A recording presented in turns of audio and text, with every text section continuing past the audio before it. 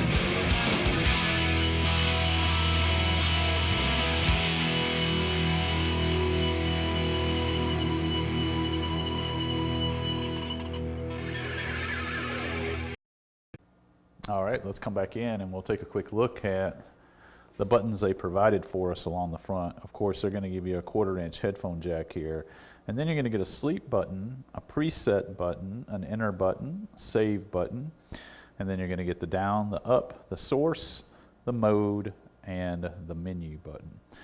Master power switch, that's a actual hard switch, and then an infinite volume control.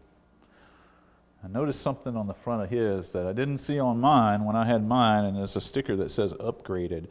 So I'm not sure what that is all about, but they did a very nice job on the beautiful face of this. I mean, it's just beautifully machined and looks really, really nice. Stamped it, nice gold letters with their name across the front with AVR 307. So. This thing weighs about as much as a small boat anchor, so give me a second and we'll flip it around and we'll look at the connections. All right, we'll start right here at the power cord input connector, which they're going to give you the 3-wire input for a grounded power cable. And of course there's a fuse built in right above it. Then we're going to start looking at all of the various inputs and outputs this unit has. And they're going to give you 6 coaxial digital inputs for 6 of the, I believe this is 7 sources, so it's going to give you 6 of them. And of course, in the menu, I believe they're assignable. They were in the one that I owned. And zone out, or excuse me, zone A and zone B out for the coax. believe this connector here is probably used for factory service, the 1394 connector. And then we have 4 12-volt control outs for triggering projector screens or additional amplifiers. If you have an old school control system, they're going to give you the IR in. There'll be no need to put a flasher on the front by the remote window. You can just jack a cord directly into either zone A or zone B for this. If you have a better control system that uses RS-232, they provided you a connector here, not the standard one, but one that would require a cable that I'm sure that they sold back in the day, Ethernet to RS-232. Optical inputs, you're going to get 6 of those. Again, we'll look in the menu of this. I believe they're all probably assignable. Maybe they don't need to be assignable since there's 7 sources and we got 6 inputs there. I'm not sure, but we'll take a look and see. Back in the day, if you had that type of DVD player that had all the audio channels broken down into individual outputs, they provided that for you here for surround, front, right, and left, center, and sub.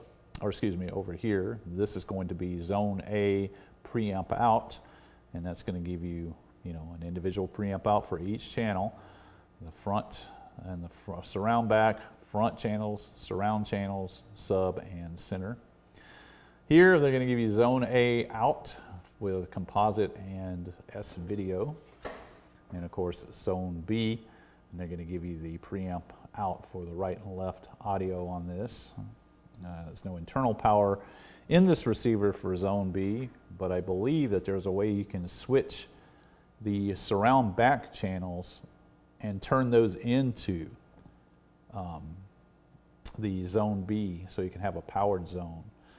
Line outputs for zone B, video 2, video 1, and tape, and of course composite video and analog audio for all of that. And then they're going to give you the 1, 2, 3, 4, 5, 6, 7 inputs for tape, SAT, CD, DVD, TV, video 2 and video 1, of course, S videos, composite videos, and analog inputs. This also does have 2 component video inputs, and of course those are assignable. I believe we'll find that out in the menu. Antenna connections for AM and FM.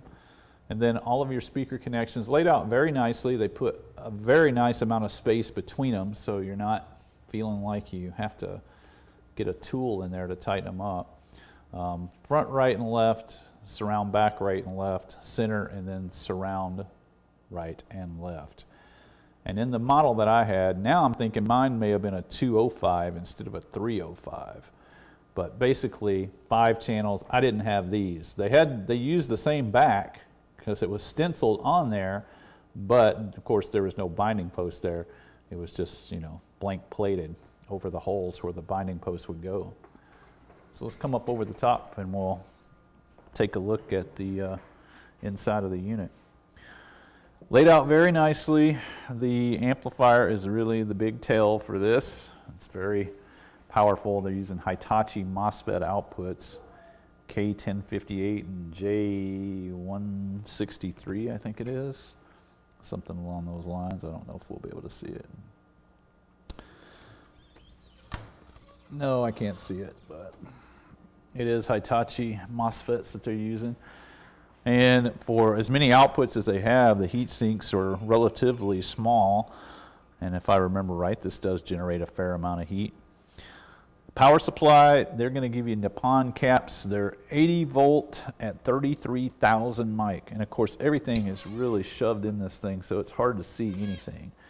But take my word for it, that's what they are. And then of course, your power supply board is here, right in front and center. There's a toroidal transformer underneath this. And then of course, these boards in the back is, systems control and audio processing. And it's heavy. It's a very heavy receiver. Everything is very nicely fused. It's fused on the power supply board and down in the amplifier boards.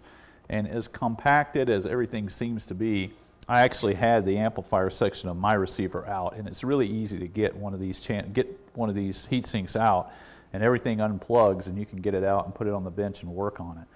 I didn't have an amplifier problem, but I was interested in how they did the amplifier in this, so I took one of them out and kind of looked at it. And let's see what we have here. probably more, you know, digital signal processing, surround sound processing. And these are kind of on like cards, and they just plug into the main PCB. And of course, they're using this type of IDE cable to connect those boards together, which is very popular for the American companies. They do that. So let's go ahead and get some speakers hooked up to it and see if we can duplicate what he's talking about. And in my case, I know I had the problem right here in this section with these 3900 mic caps and the 1000 mic at 50 right there. And getting this board out is a little bit of a challenge. And the only way that this thing is kind of fixed into the unit is through the lugs for the power caps. The capacitors for the power supply are the type that have screw lugs on them, and so they have the board. The caps are secured in the bottom of the unit, and the board is secured by the screw lugs to the top. So it's a little bit of a challenge to get it out. So let's go ahead and get some speakers hooked up, and let's see what this thing sounds like, and let's take a look at that menu. So give me a second for that, and we'll come back. Okay, so we're going to go ahead and pick back up. Got some speakers hooked up to the unit. Right now, the way that I've got this running is the left bench speaker is hooked up to the receiver, but not the right one. The right one, I've subbed in this burner speaker, and there's a reason for that. Let's turn it down. When I got it hooked up and got the speakers hooked up to it, I went ahead and, you know, was getting a source ready, going to dump the laptop into it. The receiver was, the master power switch is on, but it was not out of standby. It was still in standby.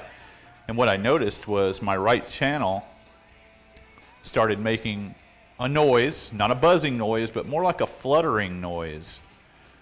And it progressively started getting worse. And so I'm like, well, what the hell is going on? So I did a DC voltage check off the right side speaker terminals, and it had 4 volts DC there. And so, like, no, there's something's not right there. All the other channels, perfectly clean. And even the right channel, right now, the unit is on and running. There's no voltage there. But if we kick this into standby, and it may take a second to do it, because I've played around with this a little bit. But what will happen is that voltage will start to creep up.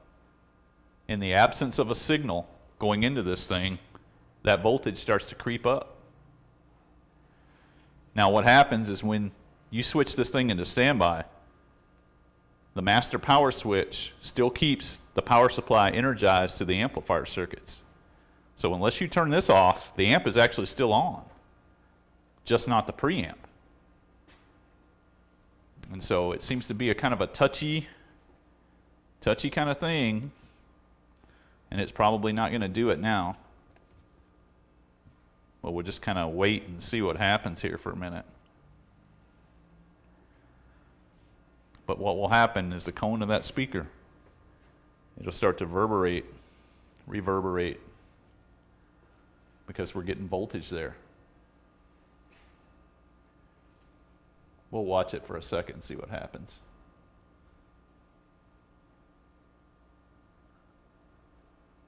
And so I'm not sure if that's, since we have an intermittent thing, I would think that would pretty much push out the final output stages as being an issue. Somewhere in the input stage, we got a leaky transistor maybe, or something of that nature, but definitely something going on. Well, now that you're trying, anytime you're trying to get something to do what you want it to do, it'll never do it. So let me go ahead, I'm going to pause the clip, and I'm going to let it sit here, and we'll pick back up when it starts doing it, and I'll give you a, I'll give you the demonstration of what this thing is doing. So give me a second for that, and we'll come back. All right, let's fast forward about maybe a minute and a half later, and it's starting to do it. It's starting to creep up, and we can hear what's happening here.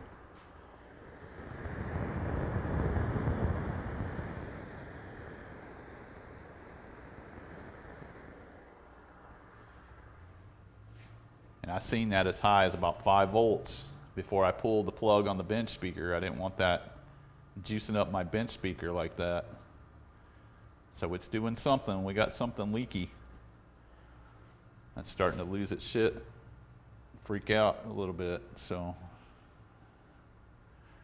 well, I'm going to say with the next thing we need to do, let's go ahead and pull that channel out, or that heatsink out, which contains, I think, 4 channels. And we'll see what's happening once we get it out. Maybe we can get a line on what transistor it might be that's causing the problem, but this is exactly what he's talking about. As it's making some noise.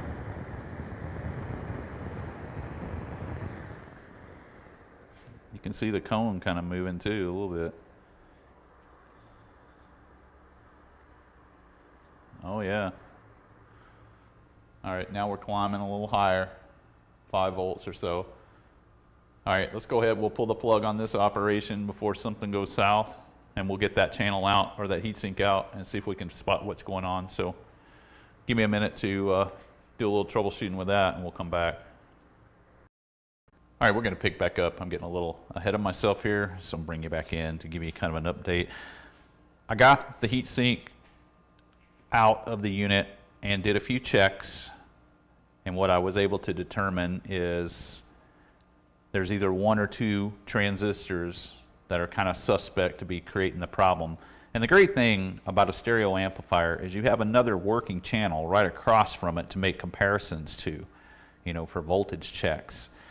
And sometimes that works really great, and sometimes it's a little ambiguous as to, you know, which transistor it might be. You might have maybe have it narrowed down to a couple, and that's where I found myself. I had it narrowed down to a couple, and we'll zoom in and see if we can get a better look. This is the channel that's in question, and the 2 that I'm thinking is creating the issue, one of the 2 of them, it's mostly this one, Q5, and the other possibility is Q12 right here. And having a look at the service manual also helped. The voltage checks and having a look at the service manual kind of helped me make my decision. Now, why shotgun and change both of them? Well, there is 2, 4, 6, 8, 9 outputs on each side, and they're nailed down to this heatsink with screws. So you can't, there's no getting the transistor out unless you just, you know, rip it out from the front, and I don't do that. We're going to do it the right way, and we're going to remove it from the heatsink and put it in the right way. So in an effort to avoid having to remove this again and change a second transistor, I went ahead and just changed them both. The transistors that were in the unit are a, let's see if we can get a fix on that, 2N5210, and I replaced those with, I think it was a 2N3406 or 3604 maybe. It was a equivalent Motorola transistor, so there shouldn't be any issues.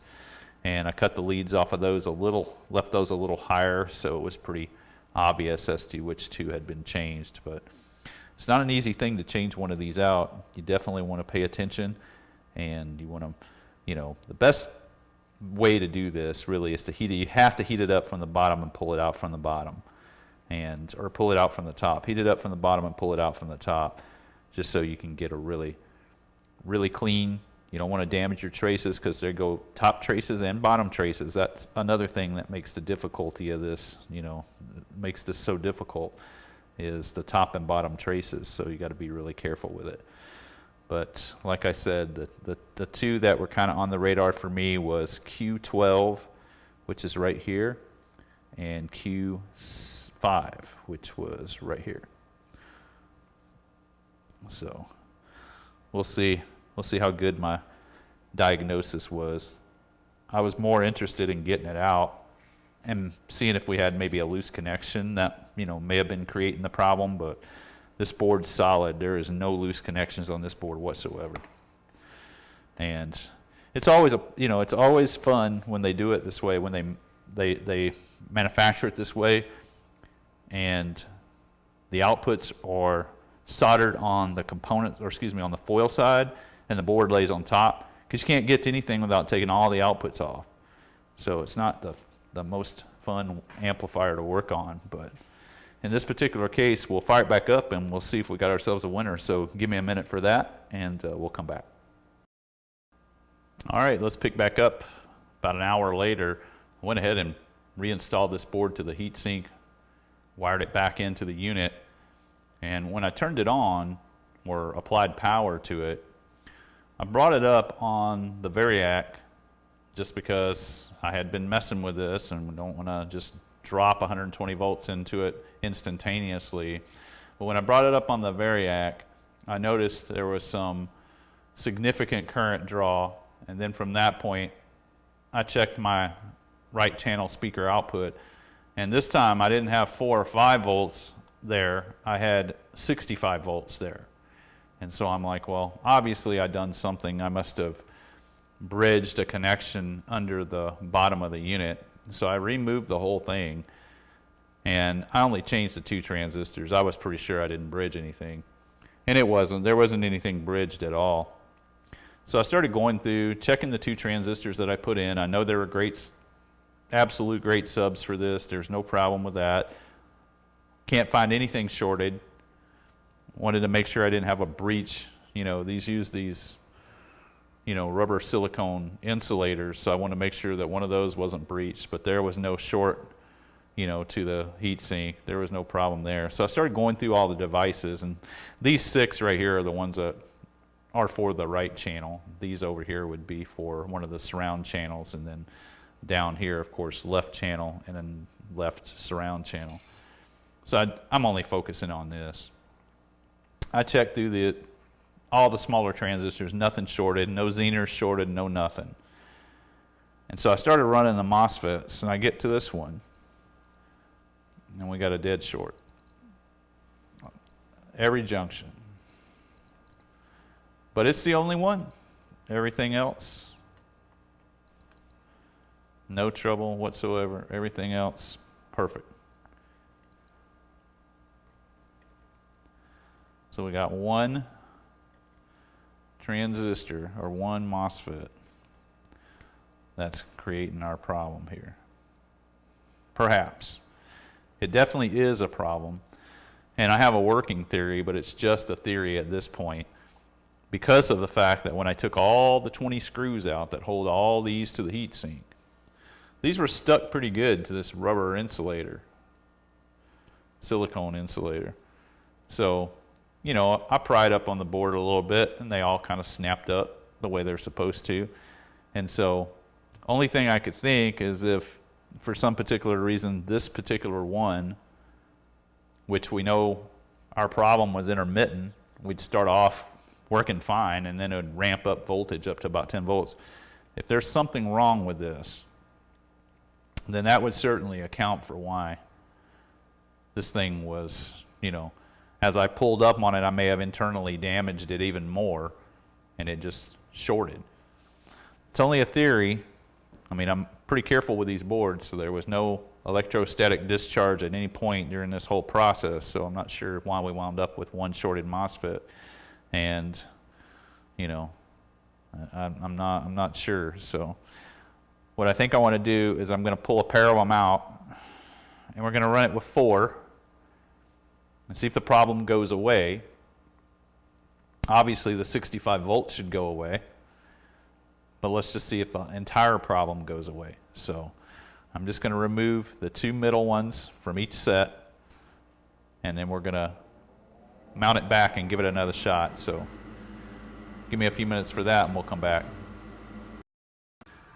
All right, so picking back up, working a little late into the night, trying to get all figured out. And we are running just our 4 MOSFETs. Took a pair, the one shorted out, took one from the other side out just to make sure it's even. And I only locked down the 4 MOSFETs with screws that we're working on. I removed the fuses from the left channel and didn't connect power up to the surround channel, so we don't have any of that to worry about. So none of those transistors are even bolted down. We don't want to have to be taking out 20 screws every time we're messing with this. So it is back up and working without the 65 volts, but when we turn it off, I did observe it doing what it was doing before, which was the voltage creeping up. And so, not sure what to think about it. We've got a problem somewhere. Something is doing something it's not supposed to do. So it's going to take a little bit more research on my part. Maybe taking a little closer look at the service manual, seeing if I can find any, obvious red flags of what might be creating that issue. But anytime you have something leaky or intermittent, it's really hard to get a nail on it as to why what it's doing. So, not real sure, but we'll work on this a little bit more. I'm going to call it a night for tonight, and then pick back up tomorrow, and we'll do a little bit more. At this point, I don't know. We'll just have to look at the manual, and we'll have to, do some more voltage checks and see if we can catch it. Did try a little thermal spray. Didn't see it react. You can give it a little spray and it doesn't do shit. Doesn't do nothing. So it's definitely not thermal. Oh, no, there comes something. And of course, I just blasted the whole damn thing. I didn't even isolate it to one transistor. Wow. Okay, well, obviously this is going to put a different spin on it. So after I got some sleep, thought about it a little bit more, we'll pick back up tomorrow and we'll see if we can isolate it with freeze mist and heat as to which one's causing the problem. But I'd done that before and I couldn't get it to react at all. But we're back to the noise. Now how we wound up with a blown MOSFET, I don't know. It may have been the shock of being pried up off that heat sink that could have created the problem. I'm not real sure. So, all right, good enough for tonight. We'll pick back up tomorrow and see if we can get it figured out. But this one's definitely a little bit more challenging than I've had for a while. So, all right, we're going to pick back up. And this is going to be day 2, working on our little problem child B&K Components AVR 307. And when we left off last night, we were able to get the DC to creep back up after blasting this little community of transistors with the freeze mist. And of course, I didn't put too much weight into that, but I did spend some time this morning and I was able to isolate the problem down. And if you have the problem of DC in the speaker output, wind noise in the speaker, your issue is going to be right here. Q13, which is a 2N5401. That is what causes that problem. And it wouldn't make any difference what channel you have that. If you have that problem in the surround back right channel, these are all exactly the same. The only difference between any of these channels is the fact that the front channels and the center channels have 3 pairs of MOSFETs versus the surround channels only have 2. So obviously the front and the center are higher power. Now the way that this thing, we were getting confused is, and it's in standby right now, it's been in standby on and off all day for probably about 4 or 5 hours.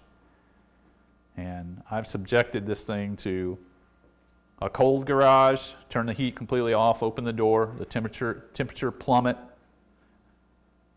and then turn the heat back on, heat it up real fast, and that meter hasn't moved. It has been locked on to 0 or 0.001. And that's another thing I'll tell you about adjusting the DC offset. I was able to find the B&K information online. You won't find that information in the service manual that's on Hi-Fi Engine. I had to find it somewhere else. But you won't find anything as far as this problem is concerned. If you have this problem, nowhere was I able to find online what causes this. So I actually had to fix it. I wasn't going to get it handed to me easy. But anyway, getting back to what I was saying, these transistors right here, when I blasted these with that freeze mist, and I'll do it right now, We'll take this, we're just going to blow it into these transistors and watch the meter and watch what happens. It'll become thermally unstable, but it'll immediately go right back to where it was, and it'll drift all the way back down to 0. So it's very confusing. Remember, I changed 2 transistors in this yesterday thinking that I had it, thought the problem was solved. But when you have these in this kind of cascading order, it's extremely confusing trying to figure out which one it is that causes the problem. And the service manual doesn't give you any voltages. It just shows you the layout of the circuit. And so basically the way that I did it was I was going to start process of elimination. But what I wound up doing is I started looking at this one and looking at where its location was, and the fact that there is, you know, one rail of the power supply going right into the transistor. I was like, well, maybe this one is the one that's leaking and causing problems. And so that's why I eventually changed it, and that was it. Fixed. We'll go ahead and fire it up for one last listen. Get a little music going here. Went ahead and hooked it back up to the bench speaker. That's how confident we are in this repair.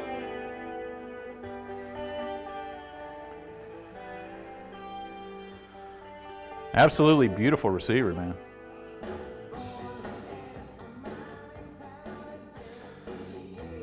And the one that I had was almost identical to this. The only difference is that he has the 7-channel version, I had the 5-channel version. And eventually, I just wanted to go to something that was completely all analog. I didn't want any digital aspects to it. I wanted a mechanical volume control, and so I sold mine. And another thing I wasn't too crazy about is this don't have a phono input on it. If you got a home theater thing going on, this is the receiver. But if you're really just more geared towards music, it's probably not the right one for you. Got a nice blue screen for the menu. We'll put the menu up on screen. The menu reminds me of like a late 90s VCR, menu. But it gives you pretty much everything you need. There's, several layers to this menu that'll take you to anything you need to go to. And you can make all kinds of adjustments to the inputs. You can make all kinds of adjustments to the sound. Everything. Let's listen to a little bit of this. This is Bruce Dickinson from his first solo album.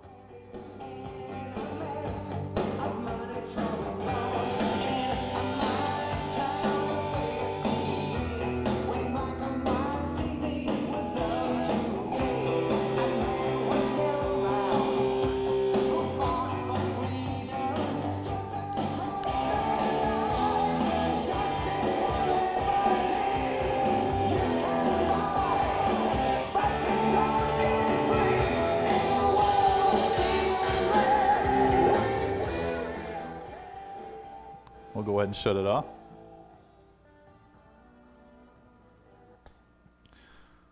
And our voltage will right back to 0. Perfect. If you're working on one of these, you don't have to concern yourself with taking out 20 screws to get the board over, in case you have a situation like mine where, obviously I had to go back in 3 different times to work on this. So after the first time, what I decided to do was I went ahead and unplugged the rear channels. We don't need those. Removed the fuses from the left channel, because we don't need that. We're only working on the channel that has the issue. And then that way, if you have to take the board back off the heatsink, you only have just the 6 screws. In my case, 4, because I removed one of the MOSFETs from the other side, or from the other pair. Then you only have those screws to contend with, and the board comes off easy. And it doesn't take 11 minutes to get it apart. So, very nice. It's a very nice receiver. Done a very nice job with this one.